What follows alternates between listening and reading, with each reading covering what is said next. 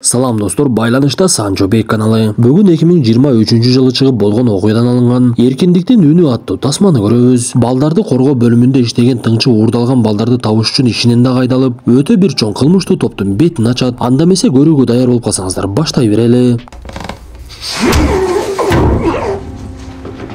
Гондурас өлкөсүндөгү шаарлардын бири. Биз үйүндө ырдап отурган Росио деген кичинекей кызды көрөбүз. Бир кезде эле ал жерге буга чейин сулуулук сынактарына катышып жүргөн Жизель деген кыз келип, Росио менен учурашып, сен аябай татынакай кыз экенсиң. Биздин сулуулук агенттигибизге сендей сулуу кыздар жана сулуу жигиттер керек. Сүрөткө тартып сынактарга чыгарабыз деп кыздын атасы Роберт менен сүйлөшүп жатса, ал жерге Росионун иниси Мигель дагы келип калат. Анда Жизель Робертти дароо эле көндүрүп, эки баласын ээрчитип алып өздөрүнүн кеңсесине алып жөнөдү. Бирок ал балдарды сүрөткө тарткан жерге Робертти киргизбей, сиз кечинде де келиңиз. Биз ошол маалда иштерди бүтүп калабыз деп Робертти кетирип жиберип, кеңседе топтолгон дагы башка балдар кыздарды сүрөткө тарта башташат. Ошентип арадан убакыт өтүп, кечинде саат 7-де Роберт кайрадан шашылып келсе, ал балдарын таштаган кеңседе эч ким жок экен. Жүрөгү түшкөн Роберт башка эшиктерди да такылдатып эмне кылгандыгын өзү да түшүнбөй калып, эшикке чыгып эле балдарын издеп чуркап жөнөйт. Мындан соң кадр алмашып биз Калифорния штатына өтөбүз. Ал жерде каарманыбыз Тим Баллард өзүнүн кесиптештери менен кылмышкердин бирин кармаганга аракет кылышып, ал үйүндө компьютер чукулап жаткан жерден колго түшүрүшөт. Көрсө каарманыбыз иштеген агенттик балдарды коргоо менен алек болуп, көбүнчө балдардын үстүнөн кылмыш кылгандарды колго түшүрүшчү.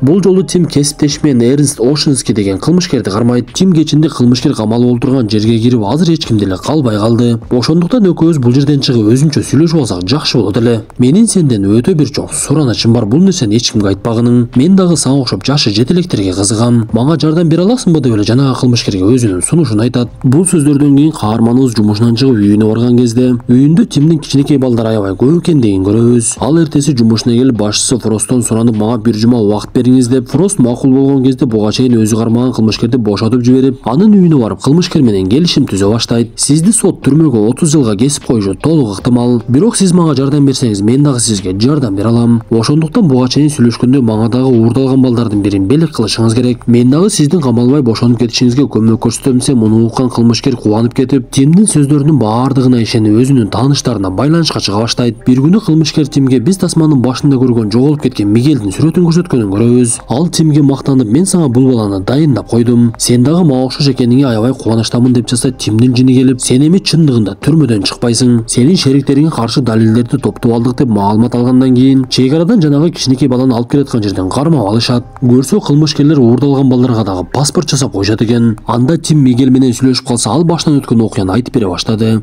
Балдарды топтогон Жизель, биз силерди деңиздин жээгинде сүрөткө тартабыз. Ошондуктан унаага түшкүлө баардыгыбыз ошол жака барабыз деп эле алдап солоп алып кетип, күч колдонуп балдарды контейнерге жүктөп эле Колумбияга жөнөтүп жиберген болот. Көрсө буга чейин Мигелди алып келе жатып колго түшкөн Эри деген адам жаш баланы Колумбиянын Картахена шаарынан сатып алыптыр. Ошентип эртеси күнү Гондурастан Мигелдин атасы Роберт келип, баласынын табылганын көрүп кучактап алып аябай эле катуу ыйлады. Ал мындан соң Тимге ыраазычылыгын билдирип, кызынын дагы таап берүүсүн суранат. Мигель дагы кетип бара жатып каарманыбыз менен коштошкончо ага өзүнүн тумарын берип, сиз жакшы адам экенсиз, сөзсүз менин эжемди таап бериңиз деп каарманыбыздын убадасын алды.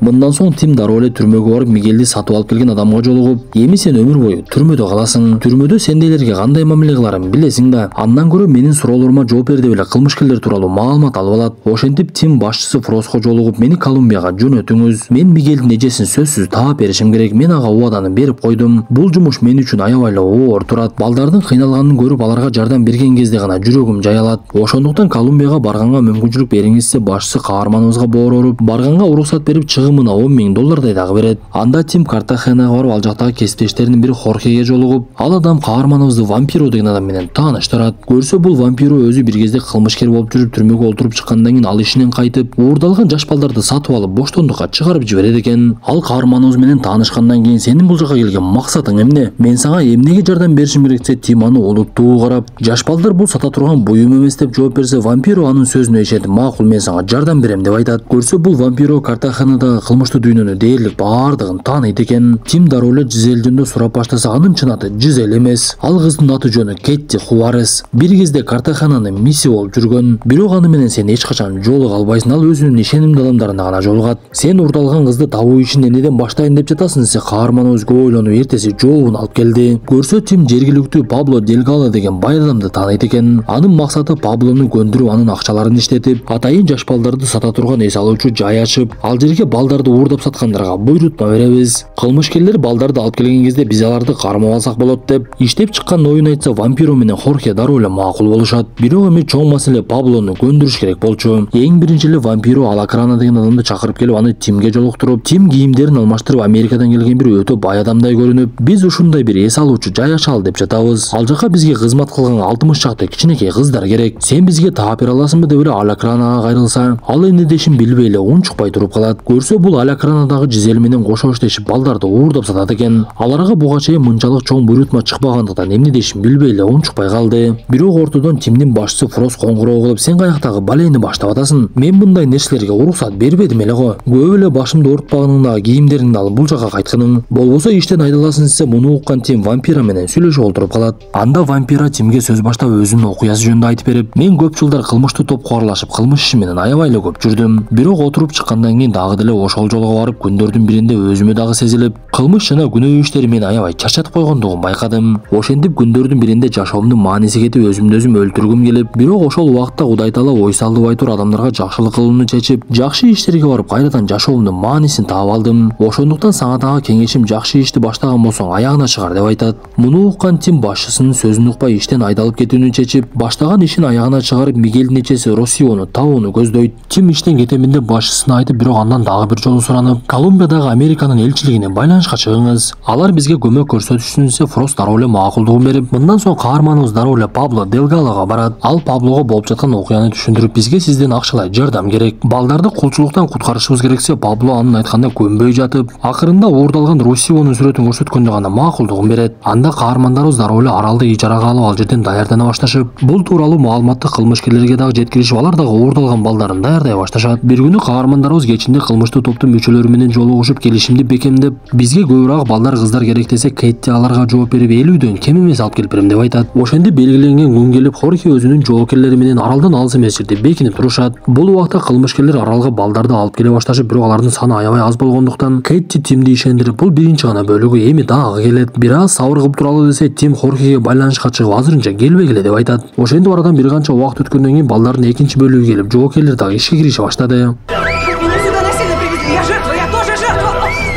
Тимдин бул аракети менен каармандарыбыз 54 уурдалган баланы бошотушат. Бирок эң өкүнүчтүүсү алардын арасында Русио жок экен. Анда куткарылган кыздардын жыргап кунап жаткандыгын көргөн Вампиро Тимге кайрылып, мына чыныгы эркиндиктин үнү деп кылган иштерине аябай эле кубанышат. Ошентип кармалган кылмышкерлерди Хорхе суракка ала баштап, алардын бири Русионун кайда экендиги тууралуу айтып берет. Көрсө аны кылмышкерлер козголоңчулардын башчысы Чаянга аялдыкка сатып жибериптир. Анда Хорхе Тимге түшүндүрүп, бул козголоңчулар өтө бир мыкаач адамдар. Курал жарактары менен бир аймакта ээлешип, өздөрүнүн мамлекет түзүп алышкан. Ал жака жоокерлер дагы, тартип сакчылар дагы, кыскасы эч ким баш бага албайт. Мындан нары сага жардам бере албаймын десе, муну угуп олтурган Вампиро өзүнүн сунушун айтып, ал жака кирүүнүн бир гана жолу бар, дарыгер болуп гана кириш керек. Алар башка эч кимди киргизишпейт десе, бул сунуш Тимге аябай эле жакты. Анда Вампиро менен Тим Хорхенин жардамы менен өздөрүнө дарыгер деген кагаз алышып, унааларына даарыларды салып алып, козголоңчулар тарапка кетишет. Алар жолдон ар кайсы аймакка токтошуп, өздөрүн дарыгер көрсөтүп, элдерди даарыламыш болуп, акырында козголоңчуларга бара турган дарыяга дагы жетип калышат. Анда Хорхе, мен мындан нары бара албаймын, силерге ийгилик каалаймын деп эки каарманыбызды жөнөтүп жиберип, алар кайыкта бара жатышса эле алдыдан козголоңчулар чыгып эле автомат менен аткылай башташат.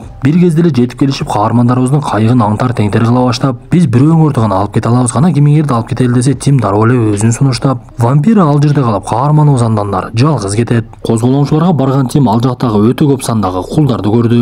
Көрсө бул мыкаачылар жашындагы, карысындагы кул кылып иштетип, аларга баңгизат эктирип, өндүрүлгөн баңгизаттарды сатып өздөрүнө акча кылып турчу. Анда Тим козголоңчулардын башчысы Чаянга жолугуп, азыр оорулардын бири аябай көп тарап жатат. Уруксат берсеңиз, мен бул жердеги адамдардын бардыгын текшерип чыгайын. Эгер оорулуу болгон болсо, бул жактан алып кетиш керексе, Чаян анын сөзүн уккусу да келбей, оорулууларды мага айтсаң, мен өзүм жок кылып коем дейт. Анда Тим ал жерде аралап Русиону издеп, бирок эч эле таба албай, акырында гана анын мойнундагы сүрөтүнөн байкап калды. Анда Тим Русиону тирүү тапканда аябай кубанып, бирок башкалардын көзүнчө эчтеке кыла албай, кечинде гана ар кайсы бөлмөлөрдү карап, Русионун уктаган жерин издей баштайт. Бул убакта козголоң козголоңчулар чаян кошулуп алып бейлеп ырдап олтурушкан эле. Тим бир кезде Русиянын чаяндын бөлмөсүндө уктап жаткандыгын көрүп, аны ойгосо кыз чочуп кыйкырып жиберген кезде чаян бир нерсени угуп калды окшойт. Анда ал дароо эле өзүнүн бөлмөсүнө келип Русияга сен эмнеге кыйкырып жатасың деп сурап, бекинип калган Тим бир маал деле ордунан чыгып чаян менен мушташа баштайт. Анда каарманыбыз күчтүүлүккө салып чаянды бир кезде өлтүрүп салды. Ал мындан соң дароо эле кызды алып ал жерден качып жөнөп, бир кезде козголоңчулардын бирөөсү келип башчысынын өлүп жаткандыгын көрүп калат. Анда кылмышкерлер ойгонуп каарманыбыздын артынан мылтыктары менен коолап жөнөшүп, бул убакта кызды алып качып бара жаткан Тим кайыкка түшүп алган эле. Көрсө Хорхе менен вампир аны дагы деле жээкте күтүп олтуруптур. Анда каармандарыбыз козголоңчулардын аткалаганына карабай кызды салып алып андан ары качып жөнөшүп, акыр аягы аман эсен мыкаачылардын аймагынан чыгып кетишет. Тим бара жатып буга чейин ага Мигель берген тумарды Росияга берип, жакында үй бүлөң менен жолугасың деп жакшы кабарын айтат. Бул убакта кабар Русиянын атасы Робертке дагы жетип калган эле. Ал дароо эле кызы тарапка учуп келип, анын көргөн көзүнө ишенбей ыйлап жиберип, аны кучактап каарманыбызга ыраазычылыгын билдирип кайрадан үйүнө кетет. Биз мындан соң Русияны тасманын башында олтуруп алып ырдап жаткан бөлмөсүндө кайрадан ырдай баштагандыгын көрөбүз. Биз мындан соң чыныгы Тимдин үй бүлөсү менен түшкөн сүрөтүн көрөбүз. Көрсө Тим Русияны куткаргандан кийин да Колумбияда калып, ал жактан 120 чакты баланы куткарып, көптөгөн адам ордоп саткандарды түрмөгө камаптыр. Ал Америкага барып болгон окуяларды айтып бергенден кийин Америкада жаңы мыйзам кабыл алышып, балдарды коргоонун жаңы жолдорун издеп чыгышат. Дүйнөлүк эсеп боюнча адамдарды уурдап саткандар бир жылда $150 миллиард киреше табышат экен. Азыр кулчулук мыйзамсыз иш болгону менен кылмышкерлер адамдарды уурдап сатышып, буга чейин болуп көрбөгөндөй кулдардын саны көбөйүптүр. Алардын дээрлик миллионго жакыны жаш балдар экен. Достор, ушуну менен бүгүнкү тасмабыз дагы аягына чыкты. Тасманын алдында сөзсүз оюңуздарды калтыра кетиңиздер. Анда эмесе кийинки тасмага чейин ден соолукту жакшы карап, бала чакабызга көзөмөлдү жакшы кылып, оңдон солдон келген кырсыктан алыс бололу.